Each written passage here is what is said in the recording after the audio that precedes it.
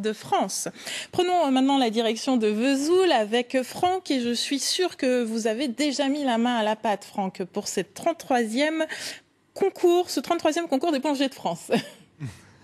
Eh bien non, je n'ai pas mis la main à la pâte, mais on va regarder quand même ces belles productions des différents candidats ici avec Philippe André, il est professeur ici au CFA de Vesoul. Justement, on parlait un petit peu des productions, on a devant nous différents types de pains. Vous pouvez nous dire un mot sur ces pains? Oui, donc bonjour à tous. Donc là, aujourd'hui, les élèves ont à réaliser de nombreuses fabrications et essentiellement, donc on va mettre l'accent sur la réalisation donc, du pain de tradition française.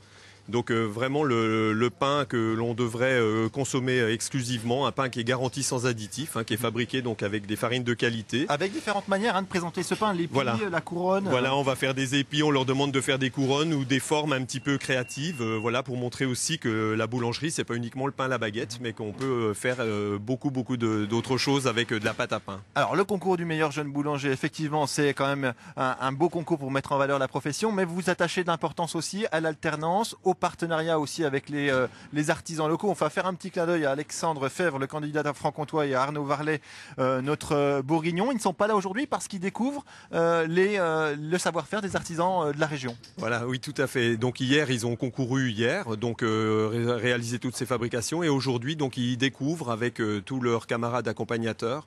Donc 3 entreprises qui sont partenaires de cet événement et des partenaires locaux, donc les distilleries Peureux-Griotine à Fougerolles, la entreprise de Buyer au Val d'Ajol qui fabrique donc les équipements pour les cuisines, et ainsi qu'un moulin, donc le moulin Forichère, qui est notre partenaire aujourd'hui et qui a fourni généreusement toutes les farines voilà, pour ce concours. Parce que pas de concours en Franche-Comté, a fortiori en Haute-Saône, sans produits d'origine, sans farine, sans produits locaux non plus. Voilà, donc on y tenait, et c'est vrai que dans ce concours, hormis donc les fabrications de pain qui se font avec les farines locales, on a demandé aux élèves de créer donc des différents pains aromatiques, etc., en mettant à l'honneur le comté, la saucisse de Montbéliard, la saucisse de Morteau, etc. Parce que le principe du CFA, c'est aussi l'alternance et un partenariat avec les acteurs locaux. Les jeunes, ils se font en formation ici, ils sont aussi après en entreprise. Ça permet quoi, ça? Voilà, donc on a une centaine d'apprentis en formation ici, donc du CAP jusqu'au brevet de maîtrise, donc niveau 5 au niveau 3. Ils sont donc 3 semaines en entreprise, donc formés par des artisans avec les contraintes, les exigences réelles du métier. Donc une semaine au CFA où ils vont découvrir un peu le côté théorique et puis le complément de formation, donc on va leur dispenser. Donc c'est vrai qu'on est réellement, nous, le trait d'union on est au service des artisans pour former des futurs artisans, et ça, quand on y arrive, c'est vrai que c'est une belle réussite, quoi. Et les artisans, ils trouvent leur compte aussi, ça se passe bien.